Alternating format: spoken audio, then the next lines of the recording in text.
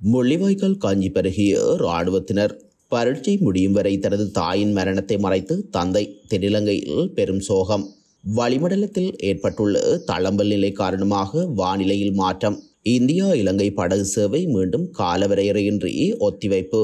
முள்ளிவாய்க்கால் போர் உண்மையை மூடிமறைக்கும் சரத் வீரசேகர சபாகுகதாஸ் குற்றச்சாட்டு. சாதாரணதர பரீட்சைக்கு தோற்றிய மாணவர்களின் அநாகரிக செயல்.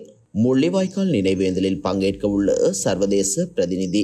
ஓய்வு பெற்ற பின்னர் என்னையவரும் பார்க்க முடியாது. விராட் கோலியின் அறிவிப்பால் அதிர்ச்சியில். 2009ஆம் ஆண்டு தமிழ் மக்கள் கொத்து கொத்தாக கொன்றொழிக்கப்பட்டு தமிழின படுகொலை வாரம் மே 12 முதல் மே 18 வரை வடக்கு கிழக்கு உள்ளிட்ட தமிழர் வாழும் தேசமெங்கும் உணர்வுபூர்வமாக நினைவு கூறப்பட்டு வருகின்றது. அந்த வகையில் யாழ் பல்கலைக்கழக கிளிநொச்சி வளாகத்தில் பல்கலைக்கழக மாணவர்களால் முள்ளிவாய்க்கால் கஞ்சி விநியோகிக்கும் நிகழ்வு நேற்று இடம்பெற்றுள்ளது. வீதியில் பயணித்த பொதுமக்களுக்கு மாணவர்களால் முள்ளிவாய்க்கால் கஞ்சி வழங்கப்பட்டது. இதன் போதே வீதியில் பயணித்த இராணுவத்தினரும் முள்ளிவாய்க்கால் கஞ்சியை சிரட்டையில் பெற்று பருகியுள்ளனர். முள்ளிவாய்க்கால் நினைவேந்தலை முன்னிட்டு வடக்கு கிழக்கில் கஞ்சி விநியோகிக்கும் நிகழ்வு மற்றும் நினைவேந்தல் நிகழ்வுகள் இடம்பெற்று வருகின்றமை குறிப்பிடத்தக்கது. தென்னிலங்கையில் மகனின் சாதாரணதர பரீட்சை முடியும் வரை தனது தாயின் மரணத்தை மறைத்து தந்தையொருவர் தொடர்பில் தகவல்கள் வெளியாகியுள்ளது. கடந்த 12ஆம் திகதி இந்த தாய் குடும்ப உறுப்பினர்களுடன் மதிய உணவுக்கு பின் ஐஸ்கிரீம் சாப்பிட்டுள்ளார். இதன்போது திடீரென ஏற்பட்ட இருமல் காரணமாக அவர் மயங்கி விழுந்த நிலையில் உடனடியாக வைத்தியசாலையில் அனுமதிக்க நடவடிக்கை மேற்கொள்ளப்பட்டிருந்தது. காலி கராப்பட்டிய வைத்தியசாலையில் அதிதீவிர சிகிச்சை பிரிவில் சிகிச்சை பெற்று வந்த நிலையில் சிகிச்சை பலனின்றி குறித்த தாய் உயிரிழந்துள்ளார். தாய் இறந்தபோது அவரது மகனுக்கு காப்போது சாதாரண பரீட்சை முடிய இன்னும் 4 நாட்களே இருந்துள்ளன. தாயின் இறப்பை தாங்க முடியாமல் மகன் பரீட்சை எழுத மாட்டார் என்ற அச்சத்தில் தந்தை மற்றும் உறவினர்கள் மகனிடம் அதனை மறைத்துள்ளனர்.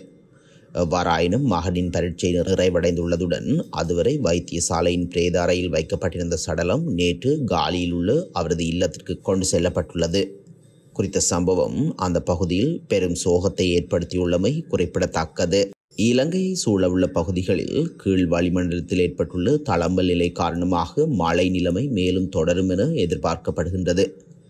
நேற்றைய தினம் வடக்கு கிழக்கு உள்ளிட்ட தமிழர் பகுதிகளில் பெருமளவான மழை வீழ்ச்சி பல இடங்களிலும் பதிவாகியிருந்தது. வளிமண்டலவியல் திணைக்களம் இன்று வெளியிட்டுள்ள அறிக்கையில் இந்த விடயம் தெரிவிக்கப்பட்டுள்ளது. நாட்டின் பெரும்பாலான மாகாணங்களில் பல இடங்களில் பிற்பகல் 1 மணிக்கு பின்னர் மழையோ அல்லது இடியுடன் கூடிய மழையோ பெய்யக்கூடிய சாத்தியம் காணப்படுகின்றது. மேல் மற்றும் தென் மாகாணங்களின் கரையோர பிரதேசங்களின் சில இடங்களில் காலை வேளையிலும் மழை பெய்யும் என எதிர்பார்க்கப்படுகின்றது. இடியுடன் கூடிய மழை பெய்யும் வேளைகளில் அப்பிரதேசங்களில் தற்காலிகமாக பலத்த காற்றும் வீசக்கூடும். மின்னல் தாக்கங்களினால் ஏற்படக்கூடிய பாதிப்புகளை குறைத்துக் கொள்ள தேவையான முன்னெச்சரிக்கை நடவடிக்கைகளை எடுத்துக்கொள்ளுமாறு பொதுமக்கள் அறிவுறுத்தப்படுகின்றார்கள்.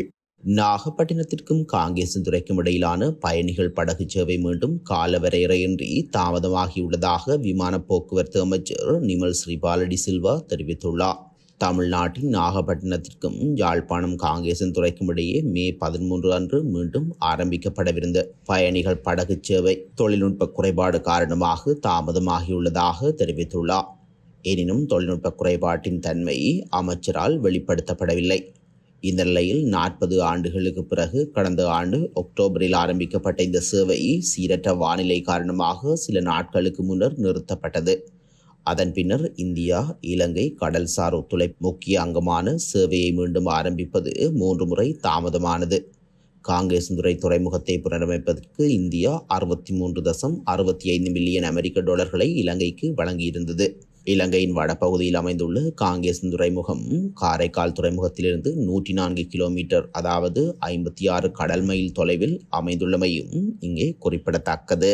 2009 முள்ளிவாய்க்கால் போரில் 7221 பேர் கொல்லப்பட்டுள்ளதாக பொய்யான தரவை நாடாளுமன்ற உறுப்பினர் சரத் வீரசேகர வெளியிட்டதுடன் போர்க்குற்ற ஆதாரங்கள் எத்தகைய தாக்கத்தை ஏற்படுத்தும் என்பதையும் பதிவு செய்துள்ளார் என வடக்கு மாகாண சபை முன்னாள் உறுப்பினர் சபாகுகதாஸ் தெரிவித்துள்ளார். அவர் நேற்றைய தினம் வெளியிட்டுள்ள ஊடக அறிக்கையிலேயே இந்த விடயம் தெரிவிக்கப்பட்டுள்ளது. இந்த அறிக்கையில் மேலும் குறிப்பிடப்பட்டுள்ளதாவது: இறுதிப் போர் இடம்பெற்ற வேளை கிளிநொச்சி மாவட்ட முல்லைத்தீவு மாவட்ட செயலாளர்களின் பதிவில் 5,50,000 மக்களுக்கு குடும்ப அட்டை வழங்கப்பட்டுள்ளது. போர் முடிந்தபோது இராணுவத்தால் முகாம்களில் தங்க வைக்கப்பட்ட மக்களின் எண்ணிக்கை 3,75,000 பேர். மீதி மக்களுக்கு என்ன நடந்தது? அவர்கள் போரில் படுகொலை செய்யப்பட்டுள்ளனர். யுத்தம் முடிந்த பின்னர் பல தரப்புகள் வேறுபட்ட எண்ணிக்கையில் கொல்லப்பட்ட மக்களின் தொகையை வெளியிட்டன. உதாரணமாக ஐநாவின் தரிஸ்மன் அறிக்கை 40,000 பேர் கொல்லப்பட்டுள்ளதாக கூறியுள்ளது. எனவே சரத் வீரசேகர பொய்யான தரவுகளை கூறி இறுதிப் போரில் இனப்படுகொலை இடம்பெறவில்லை. அப்போரில் மிக குறைவாக விடுதலை புலிகள் உட்பட 7,000 பேர் கொல்லப்பட்டுள்ளதாக பொய் பித்தலாட்டம் போடுகின்றார் என்று குறிப்பிடப்பட்டுள்ளது. புத்தளம் ஆனமடுவ கண்ணங்கர மாதிரி கல்லூரியில் சாதாரணதர பரீட்சைக்கு தோற்றிய மாணவர்கள் குழு ஒன்று பாடசாலை மைதானத்தை சேதப்படுத்தியுள்ளதாக ஆனமடுவ காவல்துறையினர் தெரிவித்தனர். இம்முறை கல்வி பொதுத்தராதர சாதாரணதர பரீட்சைக்கு தோற்றிய கண்ணங்கரா மாதிரி கல்லூரி மாணவர்கள் குழு ஒன்று பூத்தொட்டிகளை உடைத்து பாடசாலை மைதானத்தில் உள்ள வாழை மரங்களை வேரோடு பிடுங்கியும் கூரைகளை சேதப்படுத்தியும் உள்ளமை காவல்துறை விசாரணைகளில் உறுதி செய்யப்பட்டுள்ளது. குறித்த மாணவர் குழு மிகவும் கீழ்த்தரமான முறையில் பாடசாலை வளாகத்தை சேதப்படுத்தியுள்ளதாக ஏனைய மாணவர்களிடம் அதிபர் தெரிவித்துள்ளனர். அதன் பின்னர் அதிபர் விமல் விஜயரத்ன சேதங்களை ஏற்படுத்திய மாணவர் குழுவை அடையாளம் கண்டு காவல்துறையில் முறைப்பாடு செய்துள்ளார். மாணவர்களையும் அவர்களது பெற்றோரையும் ஆனமடுவ காவல் நிலையத்திற்கு அழைத்து பொறுப்பதிகாரி மாணவர்களினால் ஏற்படுத்தப்பட்ட அழிவுகள் தொடர்பான அனைத்தையும் மீண்டும் திருப்பிக் கொடுக்குமாறு கடும் எச்சரிக்கை விடுத்துள்ளதாக தெரிவித்துள்ளார்.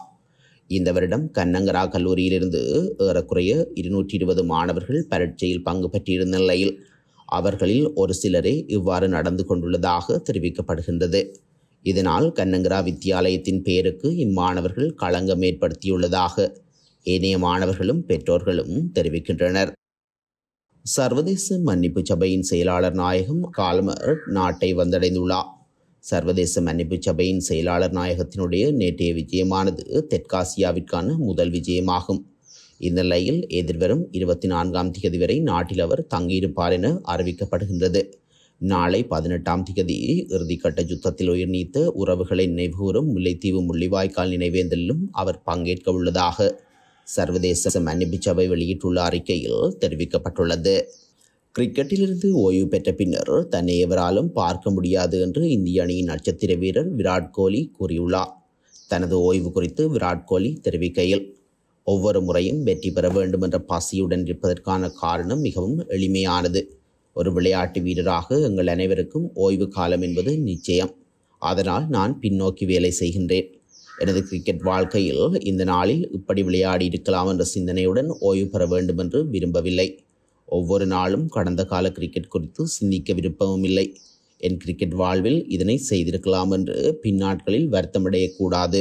ஒரு முறை ஓய்வை அறிவித்து விட்டால் கிரிக்கெட் களம் விட்டு வெளியேறினால் யாரும் என்னை பார்க்கவே முடியாது.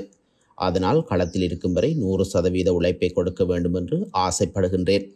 அதுதான் என்னை ஒவ்வொரு நாளும் ஓட வைக்கின்றது என்று அவர் மேலும் தெரிவித்துள்ளார்.